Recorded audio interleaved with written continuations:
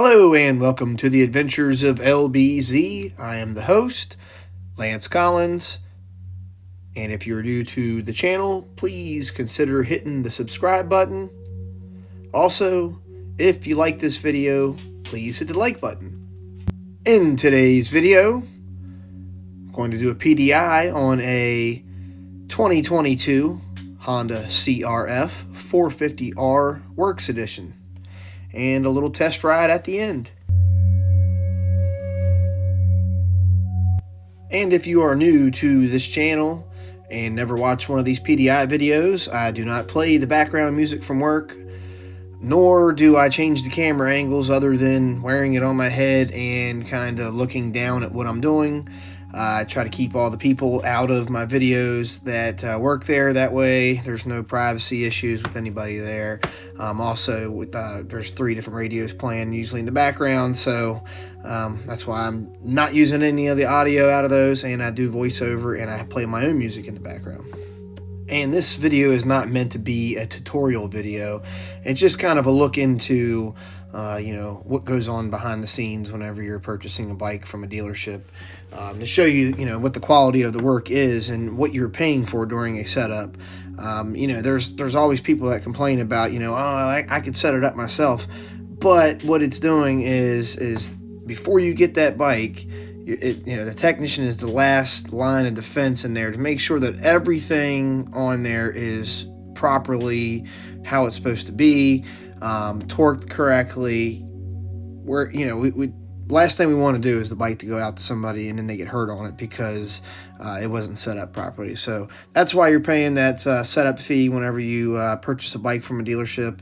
It's not just a fee put in there and going, oh, well, the bike's already put together. I get it. Some things like ATVs and may look like they're already together, but in reality, there's a whole list of stuff that we have to check, and it does take time, and they have to pay somebody, and it could be a technician or could be a person that's just a setup person. So there's a reason why there's a fee there.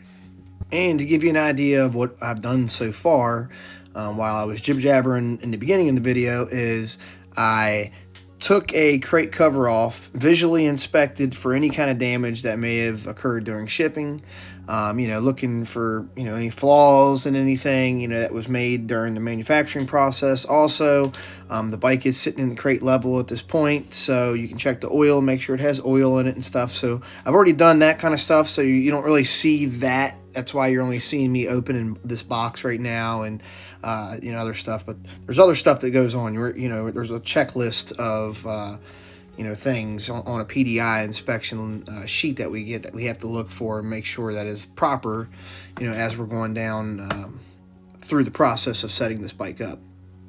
So in this box so far, I've pulled out the skid plate, the triangle stand, the front brake disc cover, the axle with the spacer, and the outer spacer cover. And let's see, now I'm opening the handlebar clamps, which there's 3 different ones here. That's the one that holds it on, and the clamp for one of the master cylinders. Also, the bolts for the actual clamps are in those bags also. We got the front number plate, and you will have your owner's manual and competition manual, which basically you should read both of them if you're buying this bike. You can pretty much take this thing apart, and troubleshoot anything, that's not catastrophic. If you were to submerge this thing in water, you're obviously going to have to take it to a dealer if you're not capable of doing something like that. But also your bar pad is in there, and spark plug tool, and some tie straps for around the handlebars for loose cables.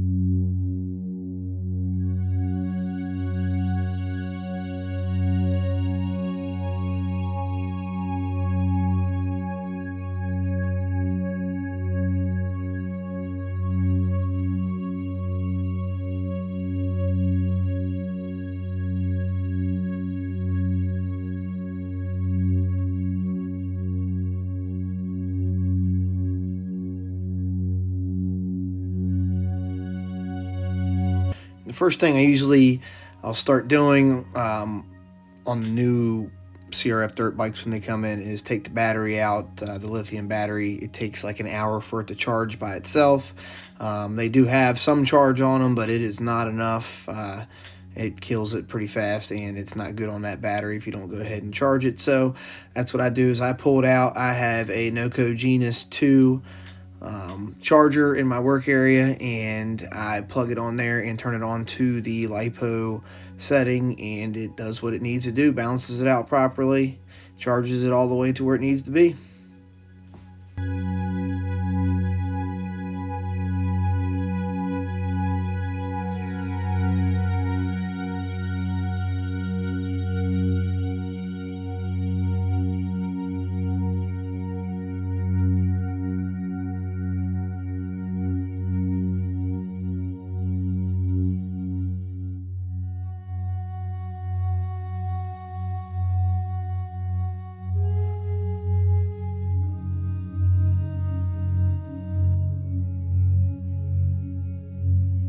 What I'll do now is flip this thing open and look at the torques in the actual book, just so that you can see, what all this book has. It is literally like a service manual. I could turn around and use the computer that has the IN, or also on the setup instructions that I have printed out. It has all this on here too. But just to show you guys that everything's in there that you need to know, I'm going to write down the stuff on my toolbox, what I'm going to be putting on there, what the torque spec is. I mean, it's amazing that, a company actually gives this to you and doesn't make you pay it for it. Way to go, Honda.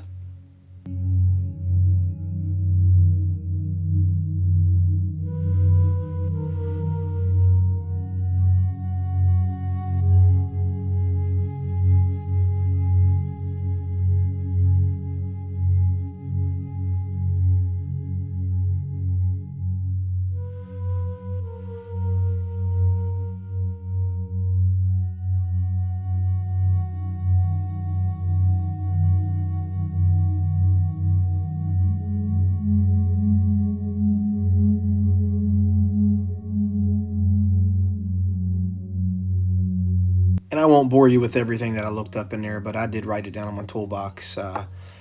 Now to go ahead and start getting this thing out of the crate. So just like any of the motorcycles that come into the crates there that are, the Japanese ones at least, not the ones that are from South America or whatnot. But the Japanese bikes, when they come in, they got 10 millimeters that hold the crate together, and the bike is usually bolted in with 12 millimeters in the center that go to where the handlebars go. And around the foot pegs, you'll have 10 millimeter bolts, and the straps that bolt to those are 12 millimeter bolt. In the Japanese and South American comment, we're not meant to be negative. There's actually bikes that come from China from Honda. I'm just referring to where the country of origin of that particular model is made. Some of them will come from Japan. There's some stuff that's made in the United States. There's some stuff that's made in South America. There's bikes made all over the world for specific models. Not every model is produced at every Honda facility. So, not to be negative at all.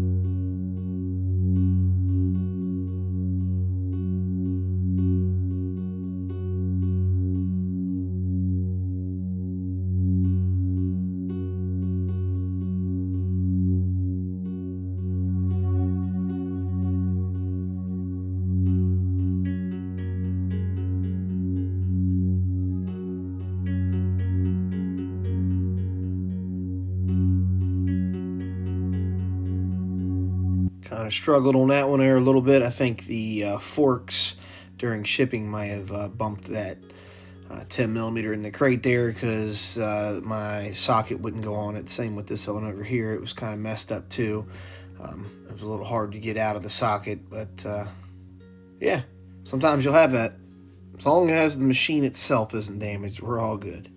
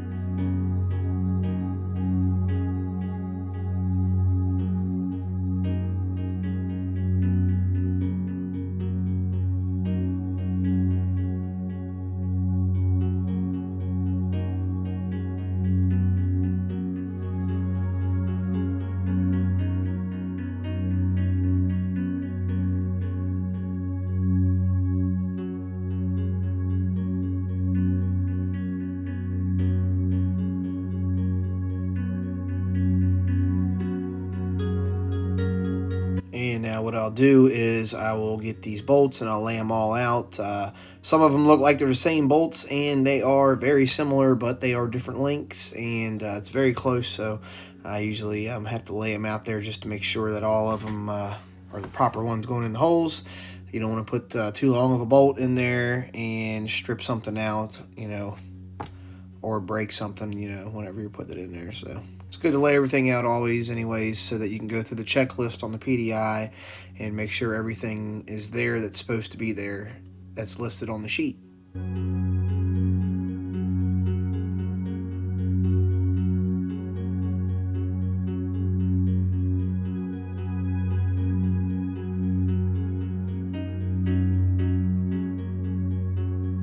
You also have people ask, how do we know where to set the handlebars on any of the models there when they come in, if you have to put handlebars on them. There's actually little marks. There's like a little white paint mark that is on there, and you basically line it up and make sure everything's centered and line those notches up to the center of the clamps whenever you're putting the clamps on, and that sets it where it needs to be. Also, your throttle, your clutch, your brake, any of that stuff that's on there, any of the controls, they have little white paint marks that are on them there to help you set where they need to be.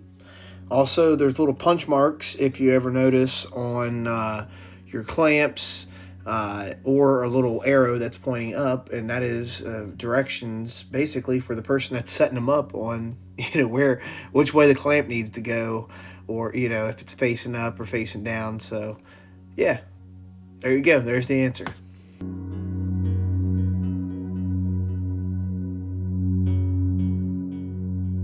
And just from setting these up over the years and racing dirt bikes and stuff, I've always used T-handles. So from when I'm setting these up, for some reason I always go to my T-handles and hand tighten everything first, and then I'll go back and torque it with the torque wrench, which that's what I'm going to do now.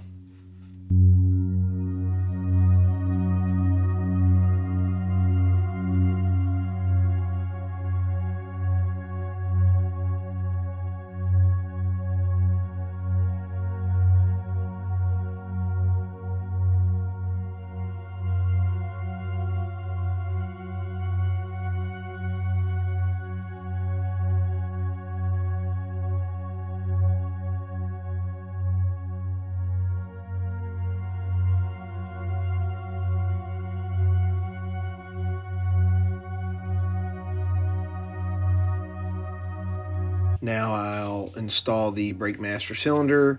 Again, I'll use the little paint dot that's on there, and I'll make sure that the clamp has the dot or the up arrow facing up, and tighten the two 8mm bolts that hold it down with my T-handle, and then I'll torque them also. And I believe that I torqued the handlebar bolts on the back of this master cylinder to 84 inch-pounds, if you're curious.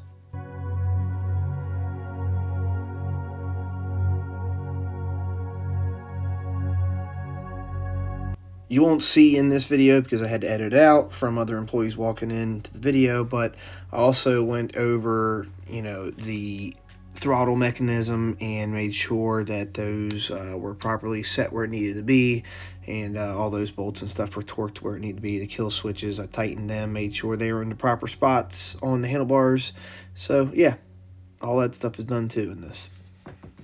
I know it's all bolted on there, but sometimes whenever they come shipped in, they aren't in the proper position. So you have to go back through and tweak things. So the PDI does say all nuts, bolts, and fasteners you have to check over. So there you go. Go ahead and install this number plate onto the front. And it had an 8mm bolt that is shouldered. And you just go ahead and line the hole up on the back and the bottom. There's 2 little posts that stick down into the fender, and hand tighten that down. I don't really torque that all the way. I think there was a torque spec for it, but I usually hand tighten that down because if you tighten them too tight, I feel like it starts cutting into the plastic, even with the collared bolt that's on there.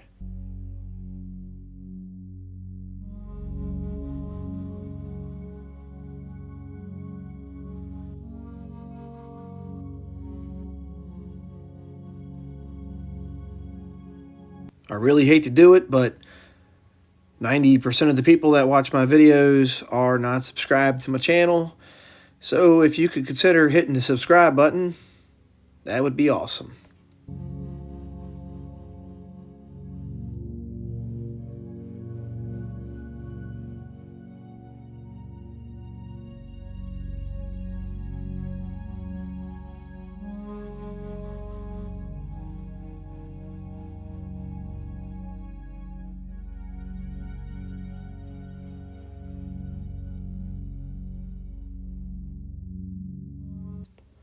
And I put the competition manual and owner's manual along with the spark plug and spoke tool in the bag there to give to the customer.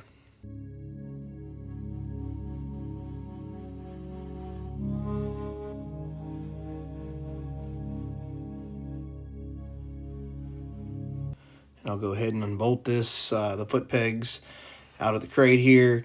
What you won't see is me actually lifting this out of there. I had to actually have somebody else come over and assist me.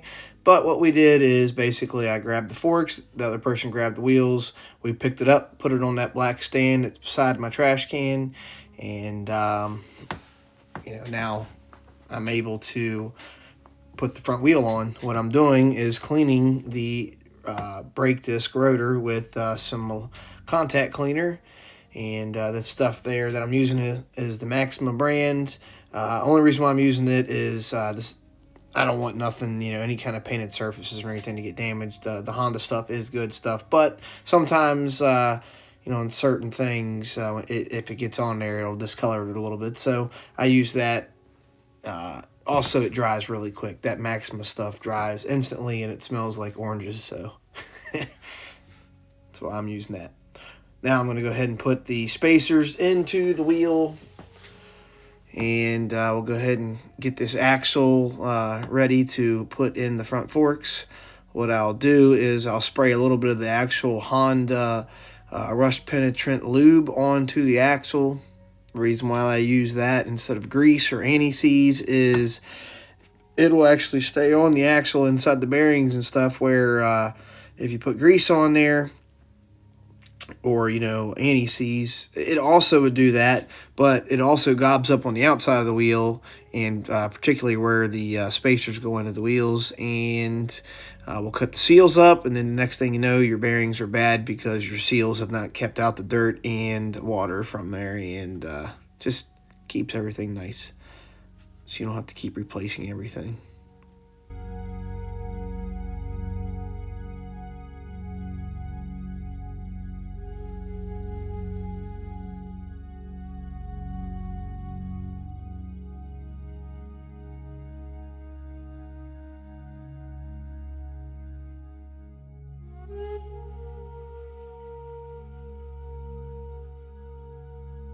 And I'll hand tighten that. Go ahead and pump the brake up so that the brake is ready to be depressed, because what I'm going to do is lift this bike off the stand, and what I'm going to do is basically hold the front brake, and I'm going to rock the suspension up and down in the front, and this just makes sure that everything's aligned in the front axle there. That way there's nothing that is crooked or anything. I don't know if it's necessary, but I've been doing it since I've ever worked on motorcycles, so I'm going to keep doing that. And now I'll go ahead and tighten the pinch bolts up on one side, and that is the side where the round tube is, not the side with the nut on it. And you'll tighten that up hand tight, just enough to put a little bit of tension on the actual axle. These I'm just going to run down till it stops, not actually going to tighten them up. But yeah, I'll go ahead and I'll tighten the axle bolt after this, and then I'll go over and actually torque those bolts. Also torquing the axle bolt.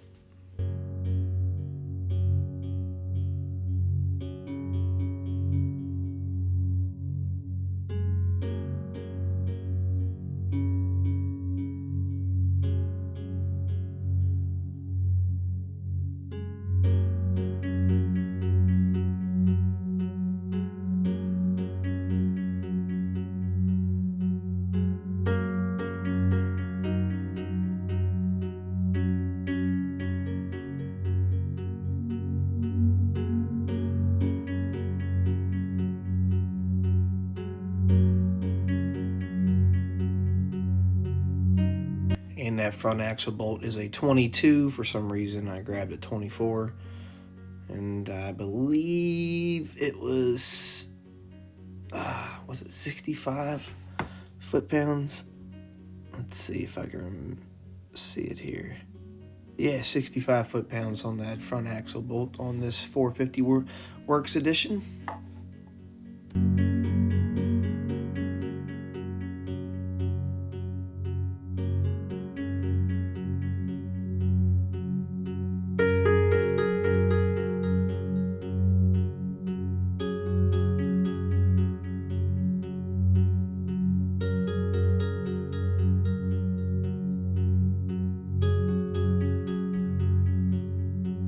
And if you're curious, I tightened those to 120 inch-pounds.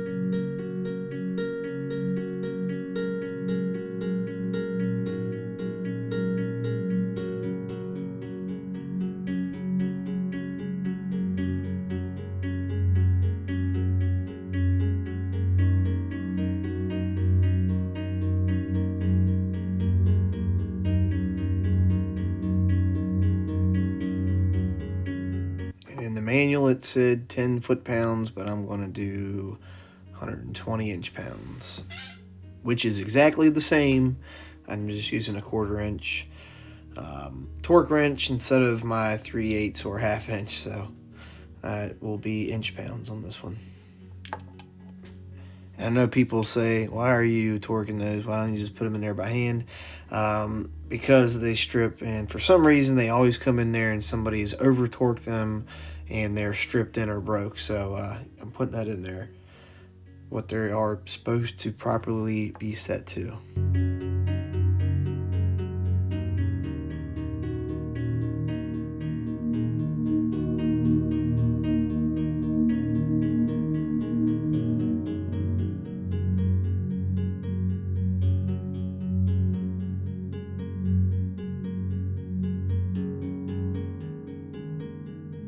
And I know if you look at this video, it's probably like 35 minutes long, 40 minutes, whatever. It does take longer than that to do this setup here.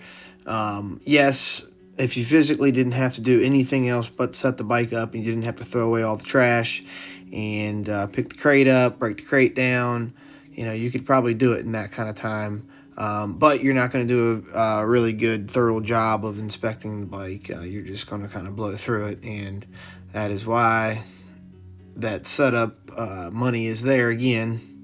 There's time involved all the way through this process. We have to pay somebody to, disposal of all of the stacked crates that come in that are disposable from these. There's also stuff that's recyclable, and we have to pay somebody to load those into a trailer. So, yeah, that's why that price is there. It's not just a hidden fee that you're paying at any dealership out there.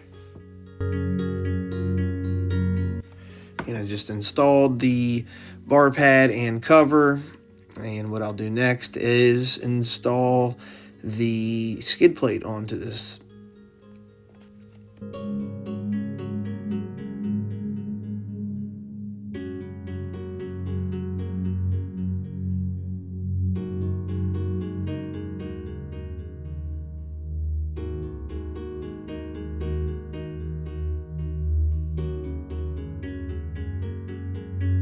And man, the craftsmanship on this bike is amazing. That works, pipe and stuff that's on there, that Yoshimura, the welds are amazing on it. Yeah, it's beautiful. Also, that Henson clutch cover is sweet. The whole bike is just badass, if you ask me. Red valve cover. I mean, the attention to detail that they did on this was awesome. Good job, Honda. And, spoiler alert, I do get to ride this at the end, and it's got some power. I just, I can't go out there and really, really rip on it, because this is a customer's bike, and we have an asphalt parking lot, and, everybody knows this bike's fast. Asphalt's not going to be good on a off-road tire either, so, it shreds tires if you go out there and really rip on it. So be nice and not tear somebody's bike up for them.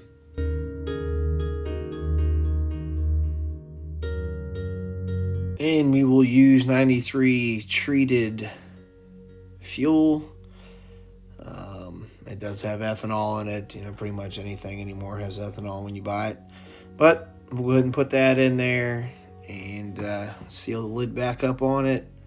I'll check the coolant and stuff on it. You won't see that on here. Somebody actually walked in the frame, so I had to cut that part out, but I checked the coolant to make sure it was full.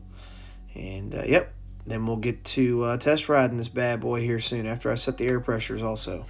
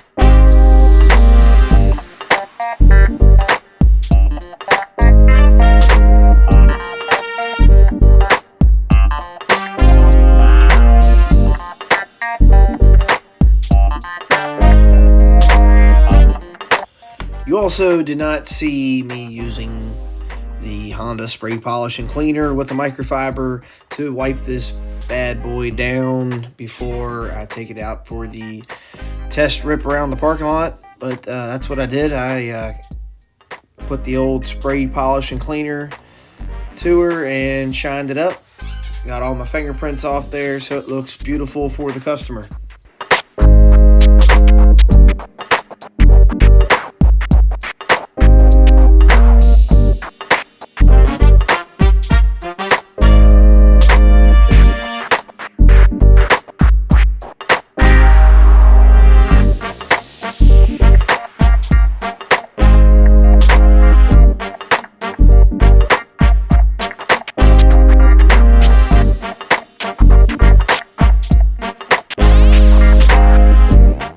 And here it is, the 2022 Honda CRF450RWE Works Edition. It's got a whole bunch of fancy stuff on it.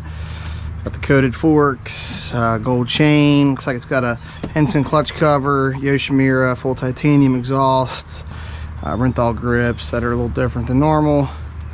Let's fire her up. Controls are just like any of the other off-road bikes. Clutch and your brake. Your clutch is hydraulic on this one. Start button, kill switch, and your maps and traction mode. Fires up good.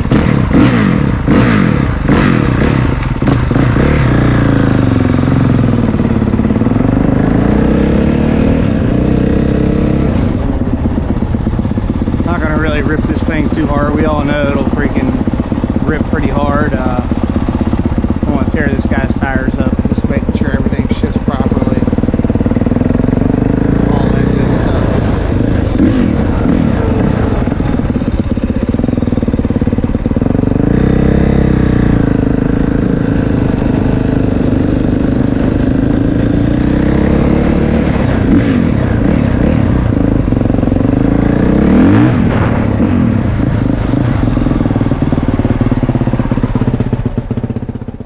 And that's going to be it for today's video. If you're new to this channel, please consider hitting the subscribe button. Also, if you like this video, please hit the like button. And as always, thanks and have a great day.